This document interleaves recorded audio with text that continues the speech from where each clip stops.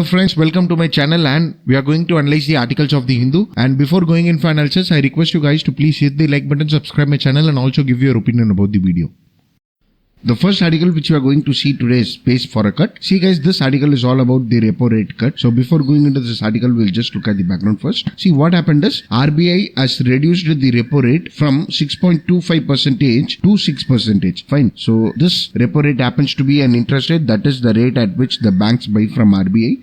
So they have reduced the repo rate. It is because of the inflation slowdown. Fine. Guys, I'd like to make one point. See, inflation is associated with money supply and recently, CPI has launched the inflation rate, that is the consumer price index has launched their inflation rate and it shows a decreased trend. It shows a decrease in inflation by 2%. So, there is a decrease in the inflation which means there is a decrease in the money supply. So, as there is a decrease in the money supply, the RBI has reduced the interest rate or the repo rate. So, bank can buy more which will bring in money supply, easing the inflation. I hope my point is clear. I would also like to make one more point. See guys, it is not the RBI which decide this repo rate, but it is the MPC, that is the Monetary Policy Committee which decide these rates. See, the Monetary Policy Committee consists of 6 members, 3 from RBI and 3 government nominated members. So they decide upon the benchmark rate or the policy rates on the basis of majority and they give recommendation to the RBI, and please note that their recommendations are binding on RBI. Fine. So see, even RBI governor is the head of the Monetary Policy Committee. So the recommendation of the Monetary Policy Committee is binding on the RBI. So this was the second rate cut of Monetary Policy Committee since its inception in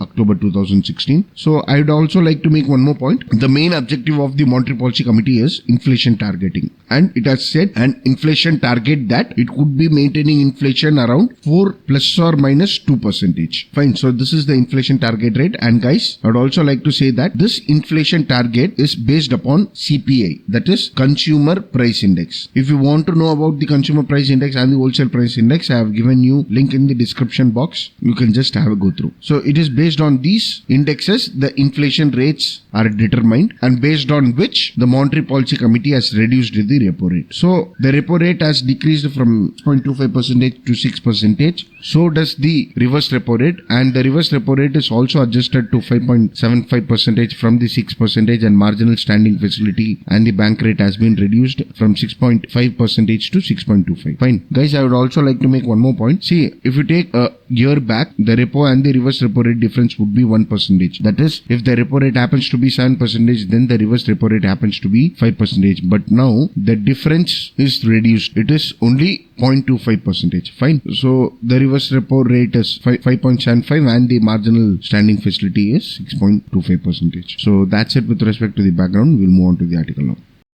So coming to the article now, Space for a Cut. See guys, as I told you before, this article is all about the RBI repo rate cut. So what I'll do is, I'll just give you the crux of this article, then we'll move on to the article because the points in the article are scattered here and there. So we'll just look at the crux so that we could easily understand the article. So the crux of the article is that the RBI has played a safe role by cutting down only 25 basis points with respect to the inflation rate in order to bring in inflation. Fine. And this article tries to say is that RBI has played safe because of the prevailing market condition, and the market condition according to the article is that the prices of tomato and onions are spiking up and protein products prices are increasing, for instance pulses, fishes, etc. And even it tries to say is that many states government are going for fiscal expansion, that is they are going for expenditure that brings in more money into the market, and the 7th pay commission is going to be implemented. So these 4 factors are outside the purview of RBI, which the RBI cannot do anything, and these 4 factors will increase the price or will increase the money supply in the market, which will lead to inflation. Fine. So with respect to the article, RBI has cut down only 25 basis points. So one could analyze the market conditions that the prevailing market condition outside the purview of RBI is tend to be inflationary, while the CPI has forecast 1.5% or 2% dip in the inflation. So the RBI is in dilemma what to do, and the Monetary Policy Committee has cut down down only 25 basis point, which happens to be a safe move according to this editorial. So this is the crux of the editorial. Now we'll move on to the editorial. See guys, this article says that by cutting down 25 basis point, RBI has played a safe role, and the confusion of the lending rates has been assumed, and then this calculation was considered. And even this article tries to say that the Monetary Policy Committee who decides the inflation rate was in an observation that the upside risk of inflation had either reduced or not materialized. That is the points which I have given you, which is outside the purview of RBI, as not yet up to the mark to raise the inflation. Fine. And even it is not affected any inflation. So it is a safe move. And even this article tries to say that there is a decrease in the core inflation. See, I have told you that the CPI rate has decreased, and it also tries to say that there is a gain in the retail price. See guys, I would like to make a point here. Generally, inflation can be classified into two types. One is core inflation and the other one is headline inflation. The headline inflation includes all products of goods and services, while the core inflation excludes those products which are volatile in nature. For instance, food and fuel. See guys, these products are excluded because they are volatile in nature. They are determined by demand and supply. So in order to have a clear picture, the core inflation is calculated. Fine. So this article tries to say that there is a slowdown in inflation rate, that is a slowdown in the prices in core inflation, while there is an increase in the volatile products, that is with respect to the headline inflation. Fine. And even this article tries to say that the monsoon has been normal and the initial roll of cost of GST has been smooth. See guys, even GST is going to be implemented, and because of the implementation of GST, the price of the products may rise up. So one could forecast an inflationary trend. So this article says that over a short period of time, the GST rollout is seen to be smooth. That is, it will not have much effect on inflation. Fine. And even this article tries to say that the 6-member has chosen to retain their neutral stances. That is, I have told you in the background that the Monetary Policy Committee sets the inflation target rate, that is 4 plus or minus 2%. So this is the neutral stance, and they have been working according to that, given that it expects the trajectory of inflation to rise from the current lows and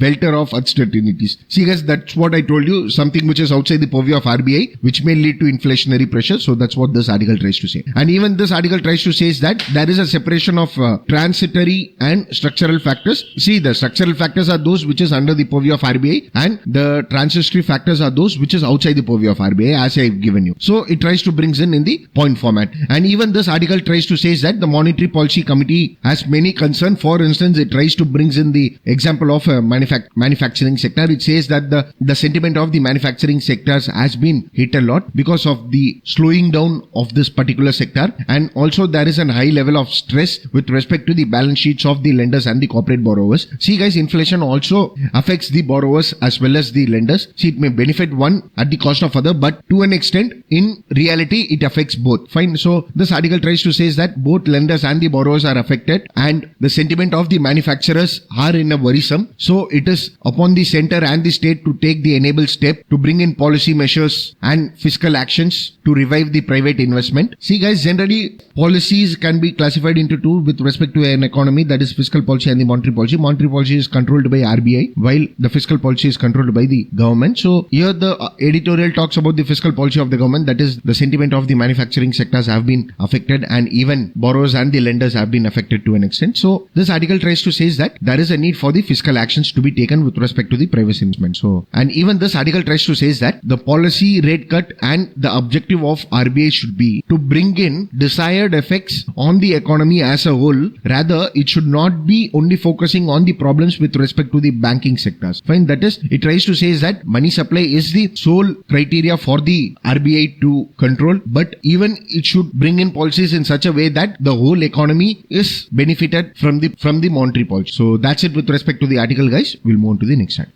So the first article is all about the right to privacy. So before going into this article, we'll look at the background first. See, why there is the issue of right to privacy is because of Aadhaar cards. Recently, government has maintained that Aadhaar is mandatory for all the social welfare schemes, and this has triggered a debate around the right to privacy issue. Now, why Aadhaar breaches privacy is because the data which the Aadhaar collects, see, name, gender, age, and the fingerprints of a person plus the iris scan of a person and the photograph gives the government everything about a personality. So there could be and easy misuse of this data. Plus, it could also breach the confidentiality in data collected in certain cases. So, this has brought in a debate whether right to privacy is a fundamental right or not. Whether one could have their right to privacy, whether one could go to court in case of breach of its privileges. Fine. So, this is what the crux of the issue is. Now, coming to the background. See, generally, the right to privacy is not mentioned in our constitution. However, Article 19 and Article 21 talks about right to life and liberty. So, it is with respect to this dimension, the right to privacy is covered. That is, even though the constitution does not mention right to privacy, it is under the Article 19 and 21 of the constitution, that is the right to life and liberty, the right to privacy is covered. But there is a lack of clarity. So, in case of lack of clarity, we need to go for the Supreme Court judgment. So, what we'll do is, we'll just look at the historical cases with respect to this issue. So, in the year 1954, the Supreme Court observed that the right to privacy is not a recognized right. It is not a recognized right under 19 of the Constitution, and it also said that even the Constitution has said nothing on it, so it is not possible to come to a solution. But it does not restrict the scope of Article 21, that is right to life and personal liberty. So this is what the Supreme Court mentioned in the year 1954. Now what we'll do is, we'll just look at the historical judgments. See, in 1962 there was a famous case which was called as Karak Singh versus State of UP, in which the privacy was included under personal liberty. In 1975, in Kovind versus State of MP case, it was included that right to privacy is not absolute. See, even though fundamental right is not absolute, how could right to privacy be? So, right to privacy is subjected to certain restrictions. Fine. See, absolute means it is given fully, it is given in a full-fledged manner,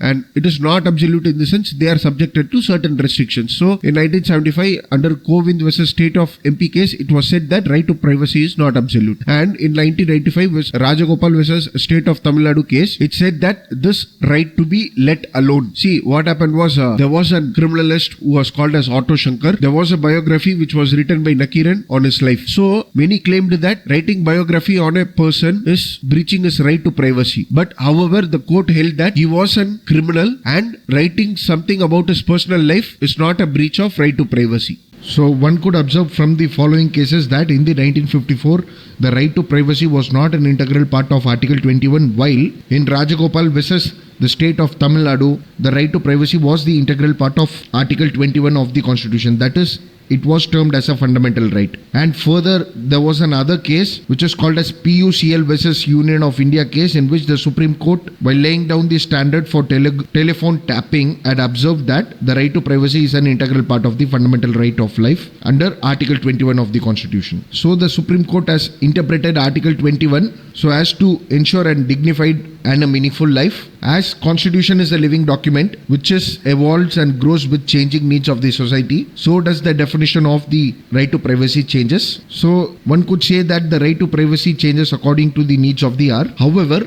even though it is not incorporated in any of the articles, it is incorporated under Article 21 and it is subjected to reasonable restrictions according to the Govinda versus State of Madhya Pradesh case. So as a conclusion, one could say that right to privacy is a part of Constitution under Article 21 with reasonable restrictions. Fine. So that's it with respect to the background. We'll move on to the article now.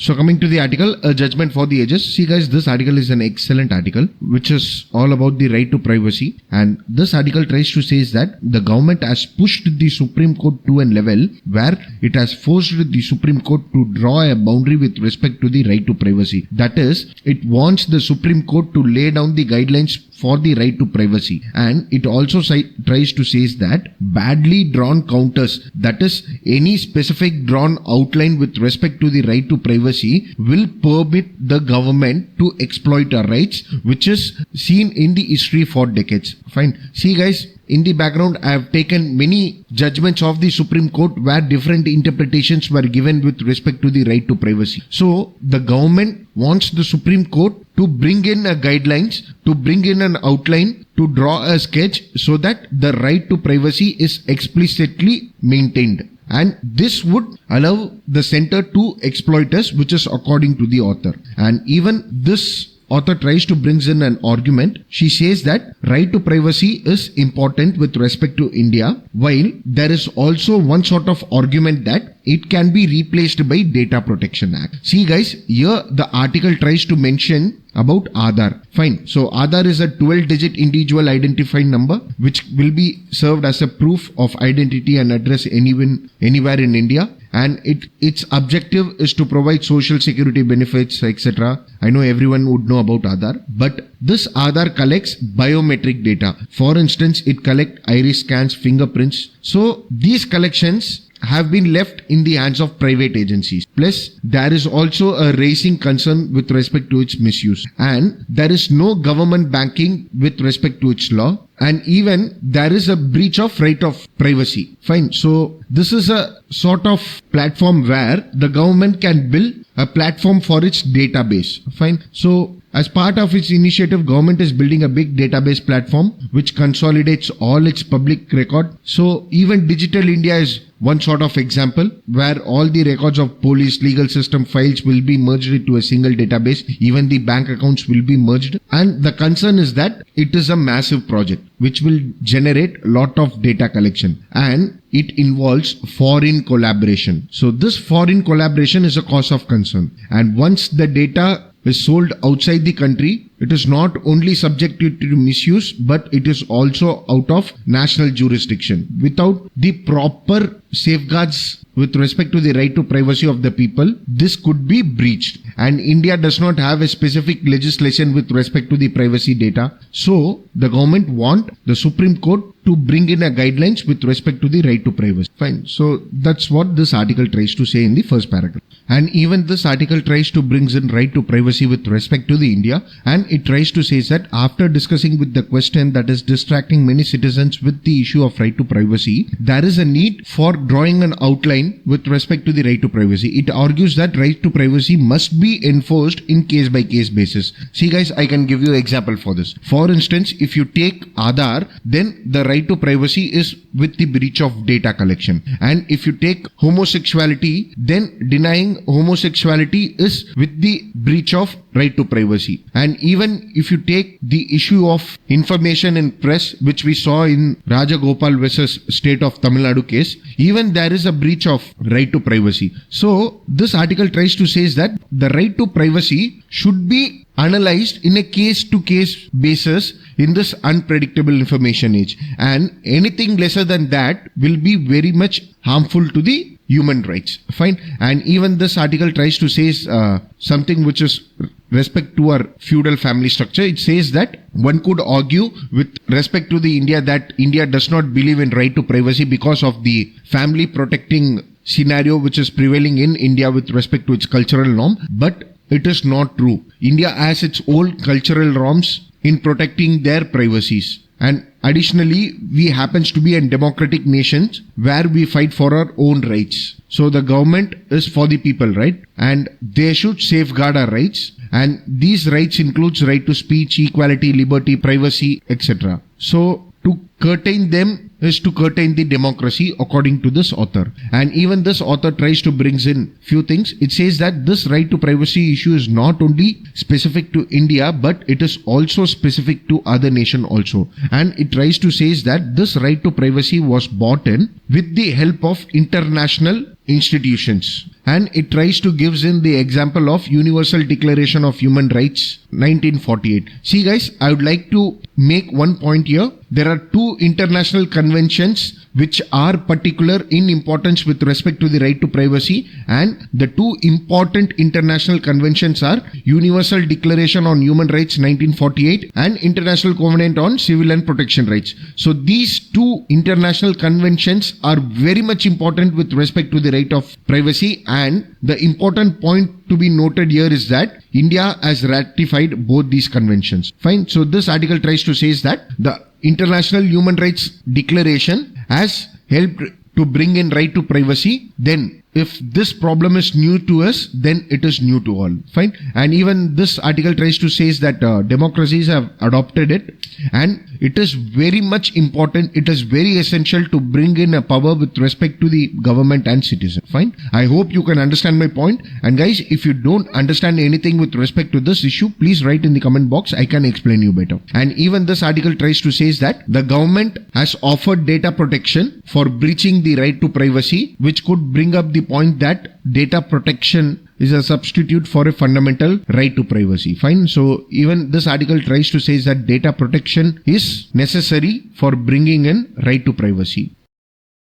And this article also tries to say that why data protection should be in form of right to privacy. That is why it should be a fundamental right. So it tries to justify in a point format. It says that first, it could be challenged in the judiciary if data protection is a fundamental right under the Article 21 with respect to the breach of privacy, then it could be challenged in judiciary first. And it also tries to say that if any private company tries to breach the data protection, then it could be curtailed by the government. And what if the government itself breaches it? So there is a chances of government going into our email, search engine history, cupboard, pocket, text, so whatever it is. So it gives government to probe someone. So if there is a protection of strong fundamental right, then the government will not be able to give itself the power. Fine. Where we can reach out the judiciary in case of its breach. So that's why this article says that we need data protection as a fundamental right. And even it tries to say that the government is monitoring citizens closely, where it has interlinked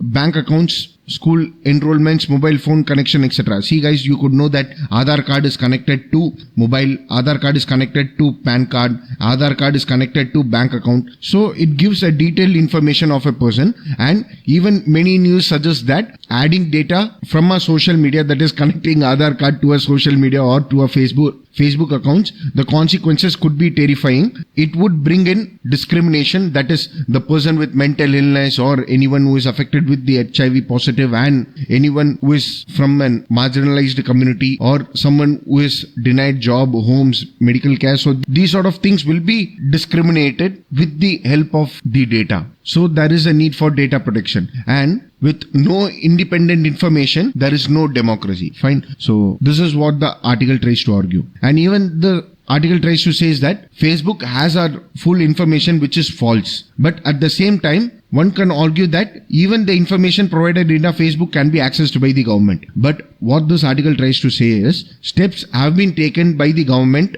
to hold them accountable. That is the information which is provided in the Facebook, and the data breach which is happening in Facebook and other social media apps are taken into consideration, and there is a process which is going on to make them accountable. But this does not mean that the government can access full information. Plus, this article tries to say that the government is more powerful than Facebook, where it has control over police, force. So bringing in data protection as a form of fundamental right can protect us from the government misusing the power. Fine. So that's what this article tries to say.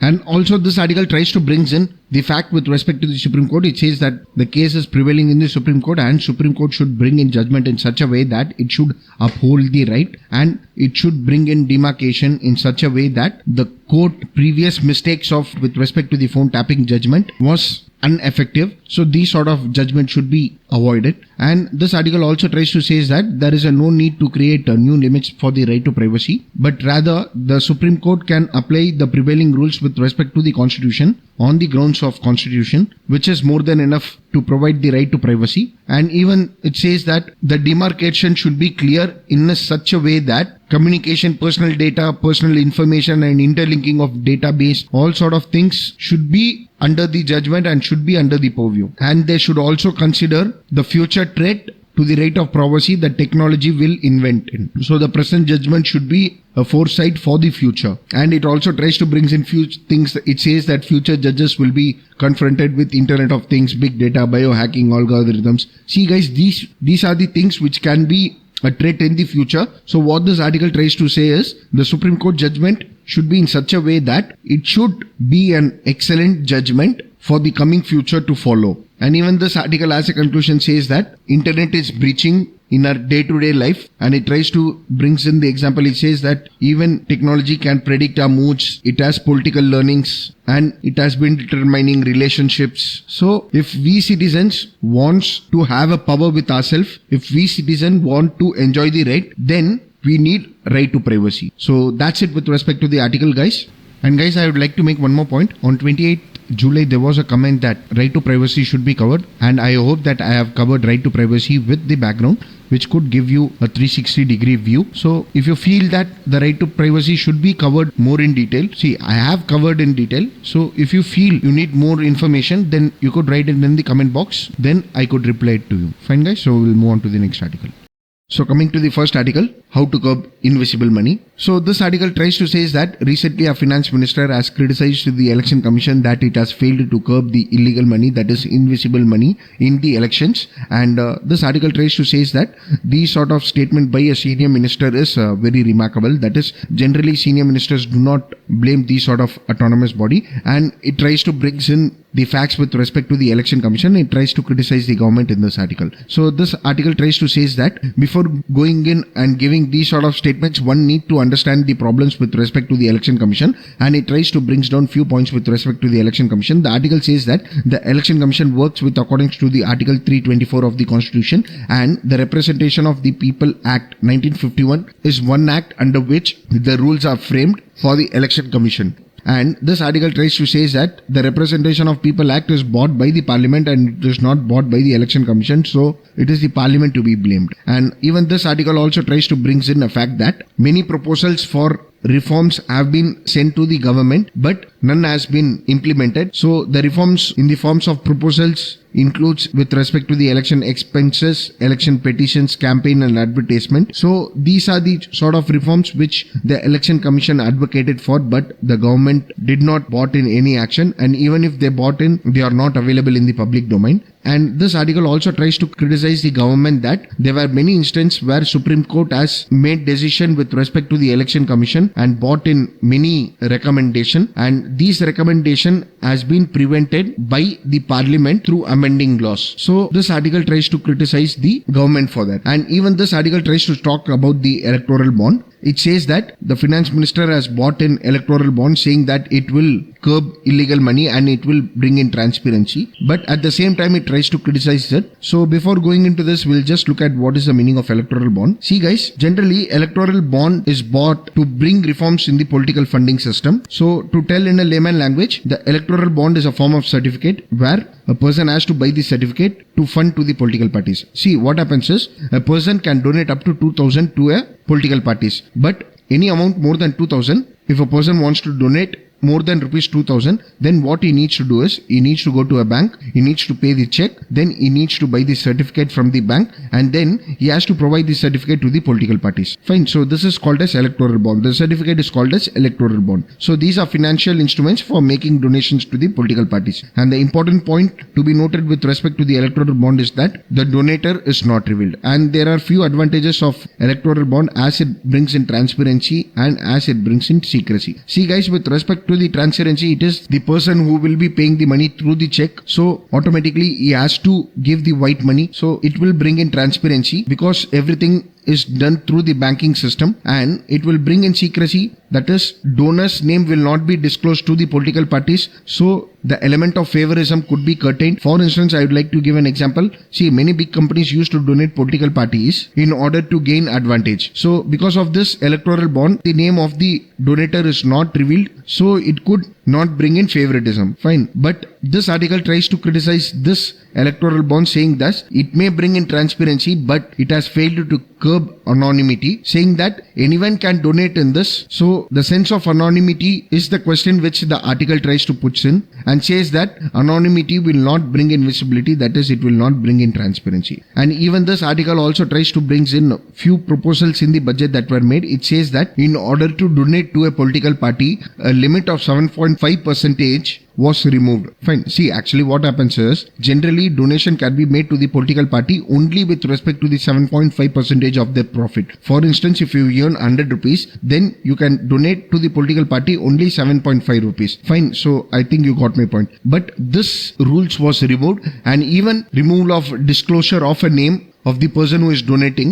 brings in anonymity. So this article tries to criticize the government, saying that this sort of act does not bring in transparency and does not curb illegal money. And this article tries to be very political in nature, saying that no political parties will come out with the objection that electoral bonds allow them to raise money with anonymity. So every political parties are satisfied with that. So it says that no political party would come up to deny this. And even this article tries to say that the election commission has misgraved about the electoral bond. That is, they have showed their dissatisfaction with respect to this bonds and tries to bring in a case study with respect to the law commission. It says that in order to bring in transparency, in order to maintain a proper democracy, that is parliamentary democracy, then the political parties that forms the government should introduce internal democracy, financial transparency and accountability in the working of political parties, because ultimately it is the political party who will be forming the government. Fine. And even this article also tries to bring in a few law commission reports. It says that election finance reform was introduced, which also contains valuable recommendations to reform election finances. But those recommendations were not accepted at that time, and criticized government that it wants to resort anonymity. That is, the government is willing to ensure anonymity, which is a criticism which the author tries to put in. And as a solution to this article tries to bring in the solution to these could be the RTI Act, that is the Right to Information Act. So the political parties should be termed as public authorities and they have to provide information with respect to their funding. So if political parties are termed as public authority, then they have to showcase their information with respect to the fundings and they could be scrutinized under the RTI applications. But a case is pending in the Supreme Court where the government is against bringing in political parties under the ambit of RTI. So this article tries to say that the stand of government in the Supreme Court is a further evidence of government not willing to do away with the anonymity, and implicitly it refers that instead of blaming, the government should first reform itself. So that's it with respect to this article, guys, and that's it for today. Thank you for watching.